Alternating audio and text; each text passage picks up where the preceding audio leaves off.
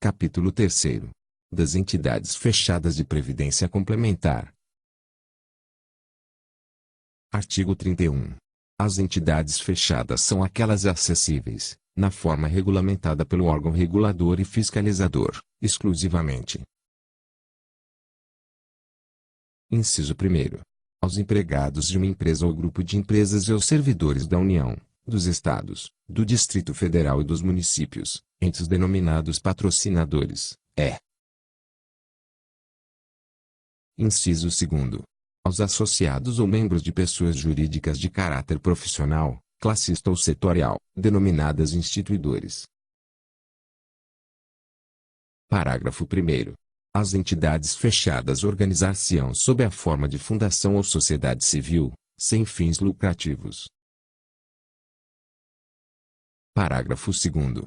As entidades fechadas constituídas por instituidores referidos no inciso 2 do caput deste artigo deverão, cumulativamente: Inciso 1º. Terceirizar a gestão dos recursos garantidores das reservas técnicas e provisões mediante a contratação de instituição especializada autorizada a funcionar pelo Banco Central do Brasil ou outro órgão competente. Inciso 2º. Ofertar exclusivamente planos de benefícios na modalidade contribuição definida, na forma do parágrafo único do artigo 7º desta lei complementar. Parágrafo 3º. Os responsáveis pela gestão dos recursos de que trata o inciso I do parágrafo anterior deverão manter segregados e totalmente isolados o seu patrimônio dos patrimônios do instituidor e da entidade fechada. Parágrafo 4º. Na regulamentação de que trata o caput, o órgão regulador e fiscalizador estabelecerá o tempo mínimo de existência do instituidor e o seu número mínimo de associados. Artigo 32. As entidades fechadas têm como objeto a administração e execução de planos de benefícios de natureza previdenciária. Parágrafo único. É vedada às entidades fechadas a prestação de quaisquer serviços que não estejam no âmbito de seu objeto, observado o disposto no artigo 76. Artigo 33. Dependerão de prévia e expressa autorização do órgão regulador e fiscalizador. Inciso 1º. A constituição e o funcionamento da entidade fechada, bem como a aplicação dos respectivos estatutos, dos regulamentos dos planos de benefícios e suas alterações. Inciso 2º. As operações de fusão, cisão, incorporação ou qualquer outra forma de reorganização societária, relativas às entidades fechadas. Inciso 3º. As retiradas de patrocinadores, Inciso 4º. As transferências de patrocínio, de grupo de participantes, de planos e de reservas entre entidades fechadas. Parágrafo 1º.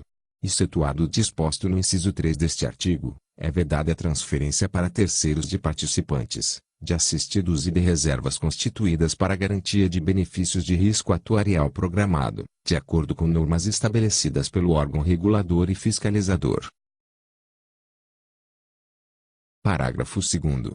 Para os assistidos de planos de benefícios na modalidade contribuição definida que mantiveram esta característica durante a fase de percepção de renda programada, o órgão regulador e fiscalizador poderá, em caráter excepcional, autorizar a transferência dos recursos garantidores dos benefícios para entidade de previdência complementar ou companhia seguradora autorizada a operar planos de previdência complementar, com o objetivo específico de contratar plano de renda vitalícia, observadas as normas aplicáveis.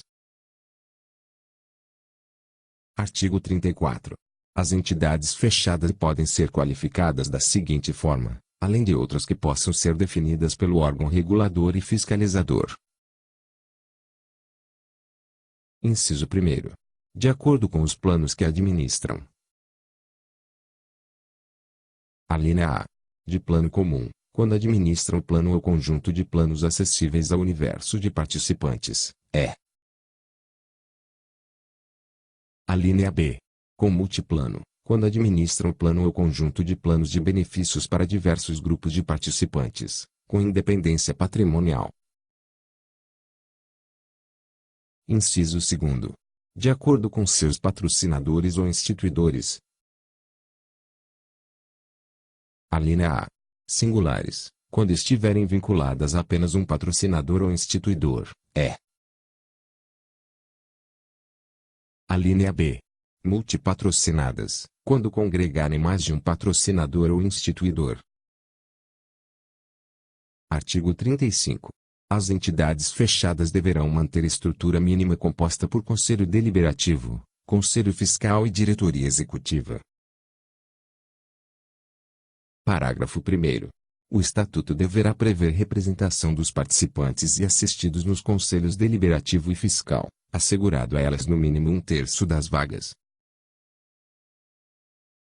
Parágrafo 2º. Na composição dos Conselhos Deliberativo e Fiscal das entidades qualificadas como multipatrocinadas, deverá ser considerado o número de participantes vinculados a cada patrocinador ou instituidor, bem como o montante dos respectivos patrimônios. Parágrafo 3º. Os membros do Conselho Deliberativo ou do Conselho Fiscal deverão atender aos seguintes requisitos mínimos. Inciso 1º. Comprovado a experiência no exercício de atividades nas áreas financeira, administrativa, contábil, jurídica, de fiscalização ou de auditoria. Inciso 2º. Não ter sofrido condenação criminal transitada em julgado, é. Inciso 3º. Não ter sofrido penalidade administrativa por infração da legislação da Seguridade Social ou como servidor público. Parágrafo 4º. Os membros da diretoria executiva deverão ter formação de nível superior e atender aos requisitos do parágrafo anterior. Parágrafo 5º. Será informado ao órgão regulador e fiscalizador o responsável pelas aplicações dos recursos da entidade, escolhido entre os membros da diretoria executiva. Parágrafo 6º. Os demais membros da diretoria executiva responderão solidariamente com o dirigente indicado na forma do parágrafo anterior pelos danos e prejuízos causados à entidade para os quais tenham concorrido. Parágrafo 7º. Sem prejuízo do disposto no parágrafo 1º do artigo 31 desta lei complementar, os membros da diretoria executiva e dos conselhos deliberativo e fiscal poderão ser remunerados pelas entidades fechadas, de acordo com a legislação aplicável. Parágrafo 8º. Em caráter excepcional, poderão ser ocupados até 30% dos cargos da diretoria executiva por membros sem formação de nível superior, sendo assegurada a possibilidade de participação neste órgão de pelo menos um membro, quando da aplicação do referido percentual resultar número inferior à unidade.